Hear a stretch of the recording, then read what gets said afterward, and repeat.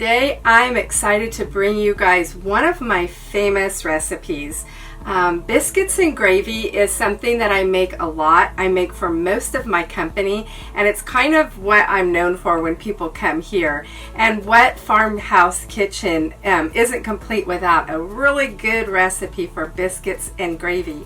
So we're going to make the biscuits first, and then I'll go ahead and make the gravy, but I am not going to take a long time on the biscuit portion of this, because I have already shot an entire tutorial on how to make the perfect flaky buttermilk biscuits, tall and just flaky and golden.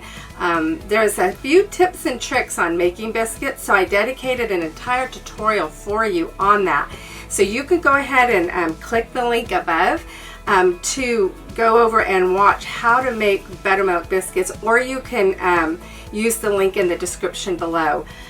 So we're going to make them here, but I'm just going to do it very quickly. I'm not going to explain how to make them because I don't need to belabor the point if I already have a whole video for it. This tutorial is focusing on the gravy that goes on top of those biscuits. And so I love to make my seasoned sausage gravy, and then when we serve it with biscuits and gravy, a lot of times I'll serve eggs on the side to bring in a little more protein.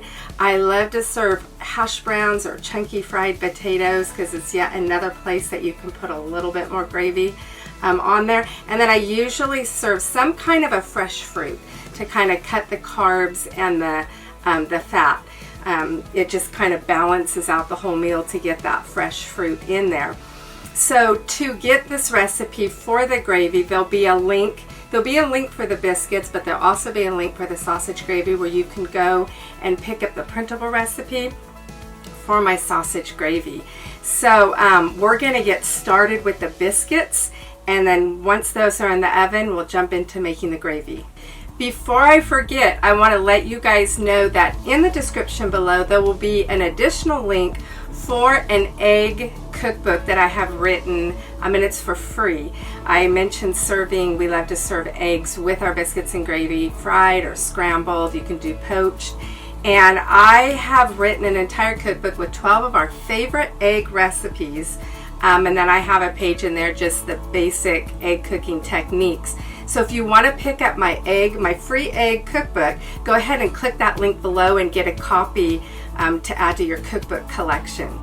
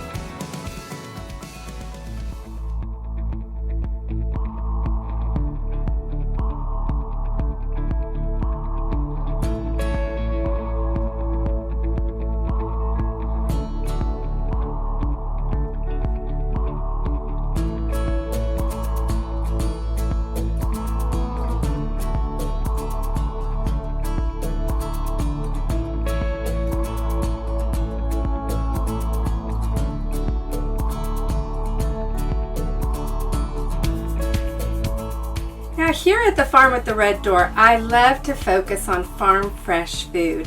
Whether you have a garden and you're producing a lot of your food, you're going to the farmer's market, even the grocery store, I love to focus on the food as it's being harvested, eating in season, all that fresh produce, and just the bounty as it's coming in. I also love to focus here on preserving that bounty while it's coming in for times that you're not getting so much fresh eating coming into the kitchen. So I just love to be able to take you through the whole year and be able to feel like you're eating in season throughout the year. Now, if you love this kind of cooking and you love to get recipes and tips and techniques to get the most out of your ingredients, go ahead and subscribe and click that little bell, because I bring recipes to my channel weekly. Just a lot of really delicious farmhouse cooking food. So I have the biscuits in the oven. They are cooking, and we're going to really quick whip up a batch of my sausage gravy. It can be done so quickly. You don't need more time than what it's going to take for your biscuits to cook. So what I have here is I have 2 pounds of ground pork. Now, we just landed on this property about 1.5 years ago, and we haven't been able to get ourselves up and running as far as being able to produce our own pork. But we do have a friend that's a farmer, and we purchase a hog one time a year. It lasts us a little over 1 year, but we purchased the whole hog, and we are able to choose the cuts of meat that we want. So we do get a lot of ground pork to go into a lot of our breakfast dishes, and of course get the sausage and gravy made often. So it's just raw pork, so I have to season it myself. Now, if you want to eat clean pork and you're really wanting to get organic, non-GMO pork, if you notice, you can go and you can purchase organic pork, like at Whole Foods. That's where I used to get it before I got a hog. But the ground pork is a whole lot cheaper than getting breakfast sausage. Having them put the spices in and season that up, that costs you, but it's really just pennies to season it yourself. So I always make my own breakfast sausage seasoning, and I season it myself. Since I have meat, when I used to get it at the Whole Foods, I did that to save money.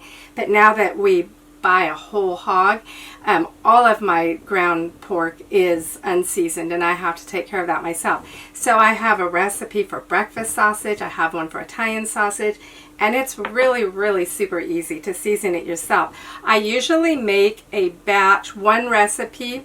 It makes, just seasoned just 1 pound of pork, and so I'll make like 10 or even 15 recipes. I'll put it in a big mason jar.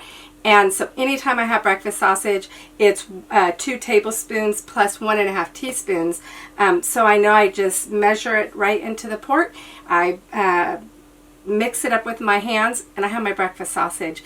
And it's clean ingredients. There's no MSG. There's no questionable ingredients, which breakfast sausage can be one of those things that is really, really bad for you. So seasoning it, buying it, just plain ground pork, seasoning it yourself is a really good idea, whether you are producing pigs yourself or you're buying it from the grocery store. It's a really good idea. So we're going to season our pork.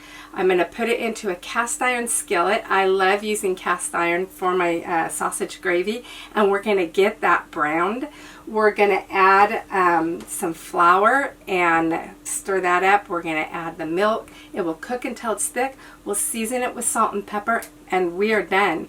Now, if you would like to be able to, like if you're having company and you want to get ahead of the game, you can make this ahead. I'll usually make it the day before company comes, and I'll put it into mason jars. I'll cool it down, put it into mason jars, stick it in the refrigerator, and it's good for up to 4 days.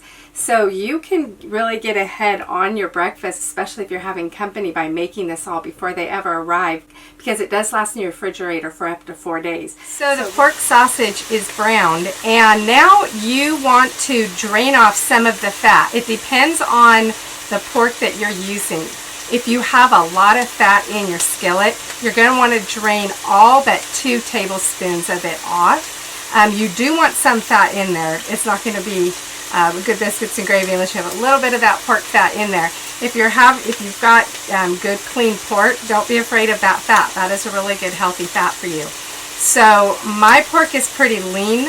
I don't need to remove any of the fat. I'm just going to keep what's there. I'm going to keep it in a skillet. And now we are going to sprinkle the flour over the top of the pork, stir it in, and let it cook for a minute or two just to kind of take that raw flavor taste out of it. And that flour is going to be what thickens the gravy. So we're going to, drain off some fat if you need to. Leave 2 tablespoons in the skillet. Put your flour over the top, stir it up, let it cook for a minute or two, and then we're going to add the milk all at the same time. Just pour it all in at once. Well, it's feeling pretty warm in this trailer right now. I'm sweating because if I have the air on in the trailer, it is very loud and you wouldn't be able to hear me talk. So I have to turn it off while we make this biscuits and gravy.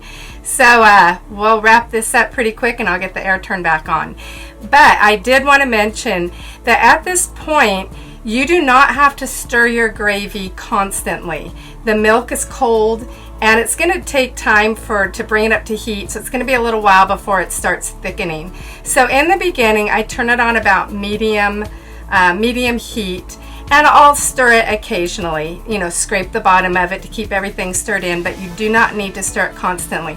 Once you start noticing that the gravy is thickening up, you probably will want to stay right there and to just keep stirring, because it really will take probably under a minute. It's not going to take long for it to fully thicken up. You'll probably want to stir it that whole time. But until it gets to that point, until the milk warms up, gets hot, and it starts thickening, just keep an eye on it, scraping the bottom to keep everything moving. And then, I'll come back and I'll show you what it looks like when it starts thickening up. While we're waiting for that gravy to thicken, I wanted to hop on here and invite you to scroll through my playlist, because there's a lot of really delicious recipes that I think that you would love. And if you enjoyed this recipe and it was helpful, I would love it if you would give me a thumbs up and go ahead and share it with a friend, because biscuits and gravy are just too good to not share with a friend. So I'm going to get back to the gravy now. You're going to want to taste your gravy before you add too much salt, because there is salt in the seasoning and you don't want to make it too salty. So give it a taste and then season it with salt and pepper as needed. When I do serve this up, I love to do some freshly ground pepper all over the top once it's on my plate. But I do put a little pepper in it now. Get it seasoned just perfectly, and then we're gonna split the biscuits open, dump a bunch of this gravy over the top, put some freshly ground pepper, and you are ready to enjoy the most delicious biscuits and gravy you have ever had. So let's go grab those biscuits out of the oven and serve ourselves up a plate.